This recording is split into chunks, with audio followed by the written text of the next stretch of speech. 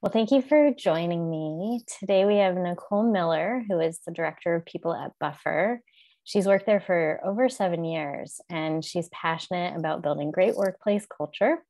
In her spare time, she writes novels and works on a farm. So, and maybe, you could tell us a little bit about that too, because that stuff's really interesting. But I'll start with my first question for you, which is, tell me about your path into HR and how your career started, and then how you got where you are today, because I know it's a bit of a non-traditional path. Yeah, definitely. Well, thank you so much for having me, and always happy to tell farm stories because I think it actually fits into my background pretty well too. So I actually did a lot of journalism and event planning and writing and marketing in my previous career before joining Buffer. And so I was using Buffer as a tool for freelance marketing and things that I was doing on the side, and just loved the tool, and had no idea about the team or the business of what Buffer was as a company, until I was upgrading one day to what was then called the Awesome Plan, which was the first step of the paid plan, and saw that they were hiring and that they were a remote company. And at the time I worked for a university, and so it was very more traditional corporate type workplace. And I'd always been trying to work from home, and they never were really quite open to it, but that was sort of my goal. And working from home had been sort of one of my main goals in my career, because I had like chickens at the time and dogs, and I just liked being at home, and I was very productive and happy in that environment. And so I knew that about myself, and thought that freelancing or having my own business was the only way to do that. And that's why I was like trying to promote my business through Buffer. And then as I was upgrading, I saw that they were hiring and that they were remote, and had no idea that that was even a concept, or that other companies would allow you to work from home. And so I threw my hat in the ring and applied, and everything really connected and clicked. And I applied for a community manager role. And so I started out at Buffer, customer focused, working on community efforts, and launched, a Twitter chat that we did for Buffer for a while, and eventually ended up hiring a couple other people to join the community team at Buffer, and grew that. And Buffer grew pretty quickly over the first few years that I was here. Went from about 25 people to about 70 people in a couple of years, I think. So it was really cool to be a part of that transition as a company from smaller to larger company. And because I had been around Buffer for a while, I had done a few other things outside of just community work with Buffer, and I helped come up with our family leave policy. And I was one of the first people working at Buffer to take a family leave to go have a baby. And so that was that was my first, I'd say, dabble into HR, was helping come up with this policy, which was really a fun initiative. And so because of that, once we started growing really large and kind of seeing that we needed a central HR department, I was brought up as sort of a suggestion of someone who could help with some of our internal HR. We didn't call it HR, but like our people team initiatives. And so that's when I shifted my role from community to people team internal HR initiatives. And so that was pretty fun. And so I definitely stumbled into it and was learning a lot on the job, as far as researching and seeing what were best practices and what were the best approaches. I ended up doing an HR certification through SHRM, the Society for Human Resource Management. And that was really great and enlightening. And we always talk about how it's helpful to know the rules before you break them. And so that's how I've viewed that, as like giving me a more traditional framework and knowledge about HR and employment law and all of those things, in order to, make it work and more customized for what we do at Buffer. Yeah, that's awesome. Yeah. Well, you're totally speaking my language with the chickens, because I don't know if you know, but I actually have chickens. Oh, awesome. I'm not on a farm, but I'm on in a suburb, and we have Yeah. chickens, and I also have a dog. So I know what you mean about great. like wanting to be home with the animals. And yeah. that's And awesome. some people at Buffer travel the world and that's why they love remote work. And for me, it's that I love being able to do chores around my schedule. And so I can feed the horses or whatever, whenever I need to, versus having to commute to an office and back and all Yeah. of that. So that's been great. Or I can, meet a vet during the middle of the day versus having to commute, all those sorts of things. So yeah, that's been my remote mission. Awesome. Well, some people, found Buffer through like marketing efforts, like you mentioned, because that's what you all do. Mhm. But if you're like me, I have found Buffer through the pay equity piece, and that's how I learned about the organization. So, Mhm. if for people who don't know, Buffer has 100% pay transparency, and it's not just internal within the company, it's actually published externally. So, I, as someone who doesn't work there, can go to your website and see what everybody's paid. Talk to me a little bit about that. What is it like working in an organization with 100% pay transparency? Yeah, that's such a good one. I think it was really novel at first and it was a little bit weird. And I think for me, when I joined, so much of Buffer was very novel and strange compared to how I'd Mhm. been working before. And so it was all kind of lumped in together for me in that way. And so it might not have been as jarring as I maybe would have felt like now going from a remote company to maybe another remote company. But it's been really great because it's very handy to just have it all out on the table in that sense of um, even with our hiring efforts, to know kind of what your pay range is right before the conversation begins.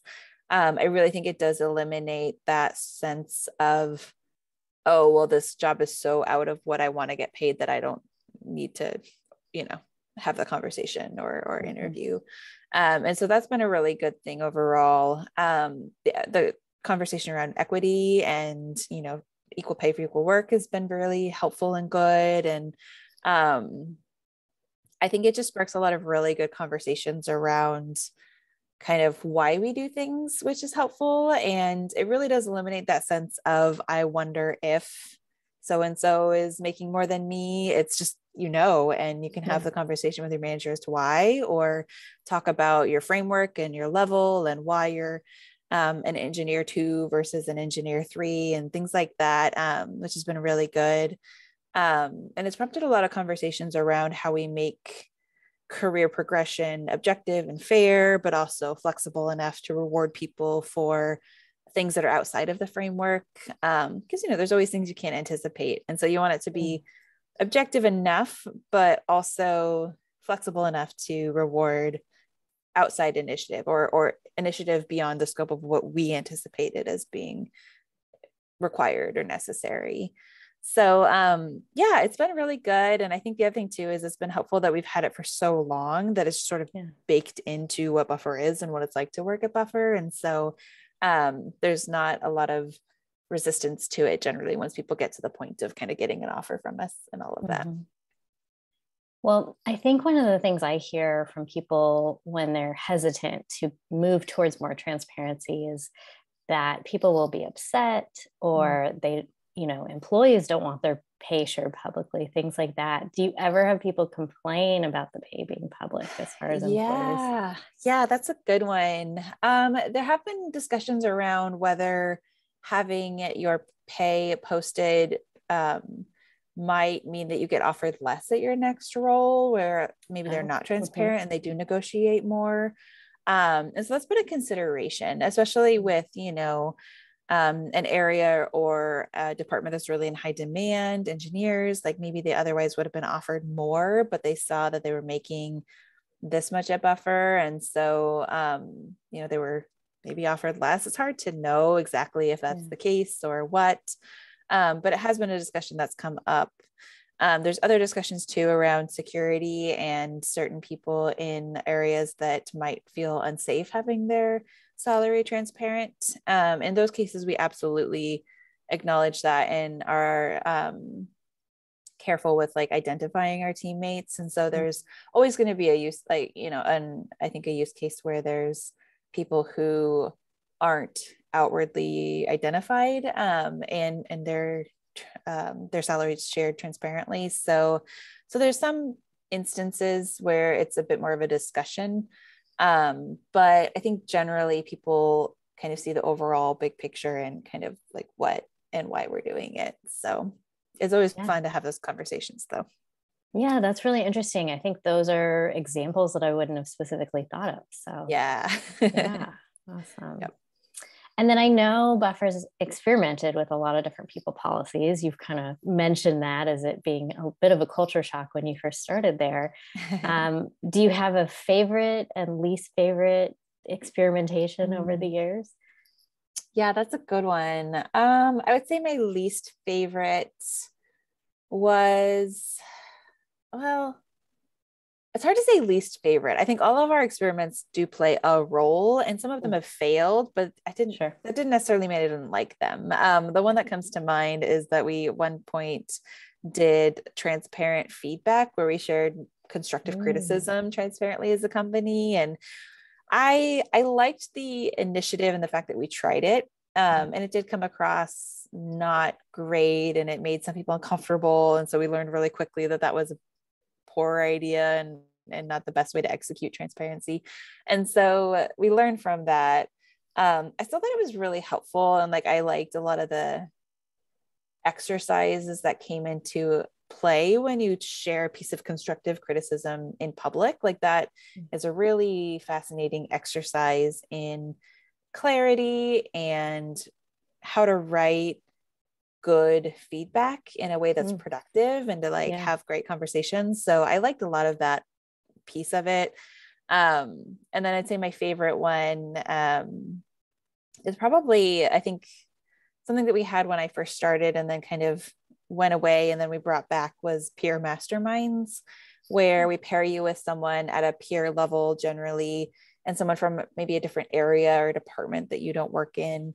And the intention is to have a work friend or someone you can talk to about work stuff or life stuff and kind of coach each other through struggles or challenges. And some of these pairings that we've had have lasted for years and even beyond 10 years at Buffer. There's stories of mastermind buddies going to each other's weddings or like I've had the same I've had a couple different mastermind buddies personally at Buffer, and one after he left the company, we've still chatted almost every other week for about 7 years now. So there's, you know, some really cool friendships, and it serves a deeper purpose of creating stability and creating predictability, because you might change managers once or twice or more. But if you have a work peer mastermind buddy, then that relationship can be more stable or more reliable in that way. And so like that's been a fun initiative, I think, that we've seen create a lot of depth in relationships at Buffer. Nice. That's awesome. And then in that vein, I know you had mentioned to me before about self-managed compensation, and that was an experiment with your compensation practices that didn't really work that well. So can you tell me a little bit about it and why it didn't work? Yeah, I think so we went through a self-management phase at Buffer where there weren't any managers and it was a lot of sort of, you know, do the work that you think needs to be done and use the decision maker framework to communicate and execute on decisions and things like that. And it was a fun, unique time at Buffer, but it felt a little chaotic in that sense. And so the self-managed compensation came along those lines of, well, why does the finance department dictate who makes what or whatever that is? And I think the biggest learning we had from it was that there's perhaps a reason for that, and the finance as a team and department has a bit more context and using external benchmarks and having a history of our formula where it's predictable, so you know kind of what someone's going to make based on their location and the role and their seniority in that role. And so all of that really came into play, and I think it potentially could have worked. It was sort of one of those things where it was very labor intensive, and anytime we've tried to rethink or overhaul our compensation framework or salary framework, it's just very intensive. And, you know, all of the people who were working on this project were also working on other things. And it was just a little bit like it maybe wasn't accomplishing what we wanted it to accomplish. And that that things were pretty stable, and that our formula and the salary, like all of that was pretty on par with maybe where it should be objectively. So yeah, it was an interesting experiment. We learned a lot and it was just tricky. And the whole idea of like people kind of selecting their own salary is pretty nuanced and kind of fraught, I think, with personal bias and lack of perspective, and lack of objective baselines, and all of that too. So it ended up kind of just not going anywhere super fast, and kind of feeling like it wasn't what we needed to focus on. Yeah. Did you find, I feel like what people would say is, oh, well, people are just going to pay themselves the highest at the range, or, that's with pay transparency with ranges. I always get people that say people are always going to ask for the highest amount. Did you find that was the case, or was it not? Because I actually don't think that's true. I'm trying to remember the exact, I'd have to go back and look at more of the documentation. That might be a fun exercise to do. I do think it was a little bit of that. Like we do have a tendency to have a little bit of it's going to sound weird, but like a problem with people being overly humble at Buffer, where, maybe we have issues where people don't speak up for themselves or let people know what they're doing. And that's kind of a hard thing in remote work, is that you don't know what people are really working on unless you're like micromanaging and watching their every move, or unless people speak up for themselves. Yeah. And so there's a little bit of coaching around like knowing when and how to promote the work you're doing, and communicating that to your manager so that they know what you're working on, so that they can promote you accordingly, and things like that. Another kind of parallel example is that generally we have a minimum time off requirement versus a maximum, because we have unlimited time off. And we found that people weren't taking a lot of time off in general, that like almost having that blank slate was worse than having a maximum. And so there's helpful components to having boundaries, whether that's like a minimum or a maximum, or even a suggested amount of time off. So we changed from unlimited to at least 3 weeks. And I still have to go through and kind of remind people at the end of the year that they have or haven't taken off 3 weeks. And so they need to kind of schedule that time. And so I think it probably was a little bit of the same with self-managed salaries, where it was people were maybe underestimating their value, or people who maybe, so I imagine there was some of that too. And we talked to even at that point around everyone having the same pay. Everyone gets the same amount of money no matter what they do. And so there was some just, pieces to that. And then, recruitment comes into that as well. And recruiting for higher level positions is a factor there too. So yeah, lots of interesting dynamics and things that spark really big conversations, and kind of where they end up is kind of a matter of, further discussion. Yeah, that's fascinating to me. Tell me about, I know Buffer switched to a 4-day work week in 2020. Is that correct? That's correct. COVID, actually, right? Yeah. Yep. Tell me about that. Yeah. So I think, for us, we've always talked about a 4-day work week, but we really didn't give it an earnest try until May of 2020. And that was because everyone was very stressed out and distracted, understandably, because of the pandemic. And we really tried to figure out what we could do to help our teammates. And in survey after survey, we heard that people wanted more time or work flexibility, better work-life balance. And so what happened was we really thought this was maybe the chance to do a 4-day work week and see what happens. We were already sort of seeing a productivity dip just with being distracted and all of the chaos that was going on in the world at that time. And so we gave it a go, and we, experimented with different phases of like doing a 1-month trial and then tweaking things and tweaking schedules and tweaking which day off people had, and going with a 6-month trial. And then in 2021, we did a full year commitment to it. And it just really solidified that we were feeling good about it.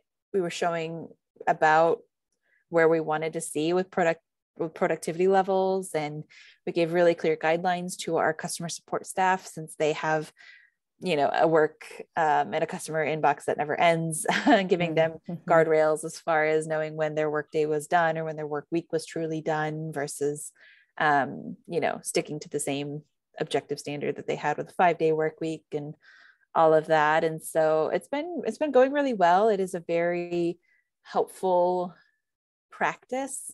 And we've really let people kind of do what they want with that schedule. So some people will work 5 shorter days. Some people will work for full or longer days. And then we try to keep an eye on sort of when projects or deadlines are coming up, that people still are able to kind of go back to normal, maybe after a product is launched, if they had to work a couple 5-day weeks or whatever that is, that there's seasonality to it and that it's not an ongoing habit of returning back to a 5-day work week. Yeah, that totally makes fun. sense. That's awesome. Yeah. So switching gears just a little bit, tell me about what Buffer is working on in terms of DE&I for the company right now. Yeah, definitely. So one of the biggest changes we made for 2022 is that we've had someone who was a customer support advocate and very interested in DE&I work. And she was working about part-time for the latter half of 2021, doing DE&I initiatives and giving advice and thinking through policies and thinking about what we could work on overall as a company. And we've moved her into a full-time position as DE&I manager, which is really exciting and good. And she's implemented some survey tools to kind of see where we're at now as far as sentiment and distribution and everything from hiring and recruitment efforts to exit and departure data and things like that as well, and promotional data and the distribution there. And so she and I and our new talent acquisitions manager as well are all working really closely with everything from recruitment to hiring to internal policies to terminations to promotions to exit interview data and all of that. And we're really looking from a holistic sense. And then she's been coming up with some great proposals on other things to do and other pieces to tackle. And so it's a little bit of her coming in and giving an overall perspective and a list of things that we're going to work on. And then I will say too, we've had a really strong history of looking at DE&I from early on in Buffer's history. One of my direct supervisor for a long time, Courtney Sider, was a director of people, and she really initiated a lot of things around the DE&I space and making sure hiring practices were following best practices and things like that. So we've had that really ingrained in the people team and in the company culture for a long time. One of our company values is act beyond yourself, which is very inclusivity and diversity focused, and everything from charitable giving to the different initiatives and trainings we do internally. But now that we have Katie as our DE&I manager full time, a lot of that I think is going to be coming out, and we'll have some open blogs on that as well very soon. Nice, that's awesome. It's fun. Yeah. And then what's next for Buffer in terms of pay practices? Do you have any changes coming down the line? Anything new and exciting? Yeah, that's a good one. I think one of the things we've been discussing a lot, and I think that we'll probably talk about kind of what it takes to roll that out, is eliminating cost of living bands. And that's been a big topic, especially with a lot of companies going fully remote and hiring globally as a result of the pandemic, is paying everyone the same, like San Francisco based wage, no matter where they live, because they're doing the same amount of work as someone who might live in San Francisco. And so, it's a very hot topic in the tech industry right now. And that's something we want to talk about as well. And like what the finances need to look like in order to get to that point and bring everyone up to that same cost of living band. So I think that's something that we're really talking about and really looking at, and would be something that we would roll out and, emphasize externally as well. Yeah. That really is such a hot topic. It is. And one that I think for the most part, I have very strong opinions on things like pay transparency and other pay practices and what companies should be doing. But location-based pay is one I, struggle with a little bit on what's the right answer. Yeah. But I also, as I've thought about it more and more, I feel like we don't pay people for any other characteristic that has to do with something they chose, right? And so someone choosing where they live It's like if you have kids, we don't say, oh, we're going to pay you more because you have kids, or, you know, any of these other characteristics, right? Yeah. Well, So we do at is, Buffer. oh, do you? We Tell me do. about that. I didn't know Yes. that. Yeah. So we actually do, which is another like I think hot topic in and of itself, is that we do have a Yeah. dependent grant. So it's not Hmm. necessarily just for kids, but we do offer an additional $3,000 a year per person who is wholly dependent on your income. Hmm. And so that definition is a little broad for us, as far as like if you have a parent who you Yeah. pay for a lot of their expenses, then that is a dependent, and they're dependent on your income. And so you can have your parent, or say a sibling who like is dependent on you, then that counts as well. So this isn't necessarily just for parents, like Like parents at a Buffer. Yeah, it's caregiver like a pay, right? caregiving Mm-hmm. sort of stipend. Hmm. And so yeah, it is something that we do limit it. You know, you can only have 4 dependents max.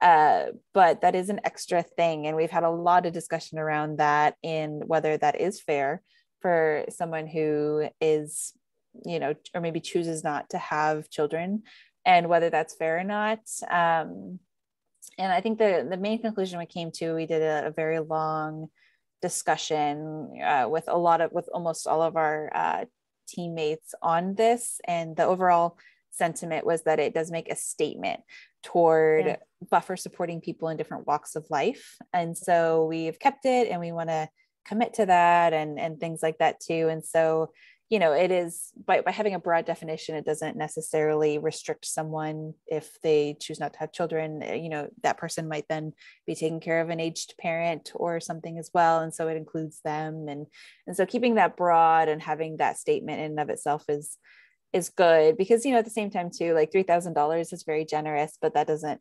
necessarily cover childcare for a year. Yeah. You know, that's, you know, maybe a month or two of childcare for someone working full time, but it's still just um a small thing that hopefully shows a bigger intention behind it, that Yeah. we want to kind of not reward employees, but it's part of the larger compensation philosophy that we have, of making sure that things are flexible based on people's choices and their lifestyles. Another parallel I think that we have is around co-working, and that we reimburse co-working spaces, Mm-hmm. but not everyone is near a co-working space or wants to work at a co-working space. Some people really enjoy working from coffee shops. And so we do a coffee shop co-working stipend, where you can get up to $200 of like coffee reimbursed per month. So that if you work from a coffee shop, you can pay to stay, essentially. So you know, you're not just Right. working there without buying coffee or a bagel or something. So you can get that reimbursed by Buffer, so that you can work there if that's where you're most productive. So yeah, we've really tried to think about all of our benefits in a way that really rewards individuals where they're at, and not necessarily as a blanket all or nothing. Yeah. It's such an interesting conversation, because what I was going to say is like, normally we don't pay people for Yes, having kids, it's true. right? Or for like other life choices that they have. Yeah. But sometimes you might have benefits that support those Mm-hmm. people. So like Yeah. having a childcare stipend or something like that. Or you might have a gym benefit that people choose Mm-hmm. not to use, or that, Yeah. you know, there's all these different pieces where you Yeah. might say this benefit or pay rewards certain people Mm-hmm. more. But I Yeah. think that does become the question for location-based pay of, Mm-hmm. are we paying for the product of the job of like what someone's getting done? Are we paying based Mm-hmm. on where they live? And what I've heard people say is, well, if you don't look at cost of living, you're essentially giving someone a raise if they move. Mm-hmm. And you know, I don't know. Yeah. So Yeah. I'm a little bit torn, but I'm sort of Yeah. a little more leaning towards not having location-based pay. I think I could still be swayed either way. Yeah, I think I'm with you too. I see both arguments, and I think too that like we, especially at Buffer, like we try to be very generous, kind of no matter what the like Mm-hmm. cost of living band is. And so when you're paying, you know, based on San Francisco wages, and most of your company is not in San Francisco, then there's still an element of like you're being paid and compensated very fairly for Mm-hmm. that role, kind of no matter where you live. But yeah, it gets, again, yeah, I understand. And I Well, really and when see does that both. become cost prohibitive for an employer, right? Yes. If all employers started to say, well, I'm eliminating location-based pay, but then I can't afford to pay San Francisco wages. Yes. So then is it fair to people who are living in higher cost of living cities? Yeah. I don't know. Yeah. And that's a discussion for us too. So like we have to think about the overall health of the business itself. And so if like right now, like if we don't see enough growth to justify everyone going to the high cost of living band, and it means we have to lay off people in 6 months, I'm not saying that that's the case, but like if that's the argument, then like that doesn't make sense. Would we rather keep everyone for at with cost of living bans and have a larger workforce where we could make a difference and really be able to employ more people all over the globe? Like that to me is a really strong argument than having fewer employees at a higher so it's a really tricky thing. For sure. But it's exciting that you're going to be exploring it. So I will be watching to see how that goes. And cool. I'm sure you'll have some blogs about it. Yes, definitely. Cool. Well, anything else that you want to add before we wrap up today? Oh, good one. I feel like we touched a lot of it. We do share a lot of our experiments and our learnings on open.buffer.com. So you can see a lot of stuff there, and that will link to all of our like transparency or salary transparency links and calculators and things like that. So that's a good resource to check. And I'll definitely link to that. Cool. That sounds good. And I can't think of anything else. I think we covered a lot of the big things. Awesome. Well, thank you so much for joining me. This has been such a fascinating conversation. I learned a lot about your policies and different experiments. I think it's awesome to watch. Awesome. Thank you so much. I appreciate it.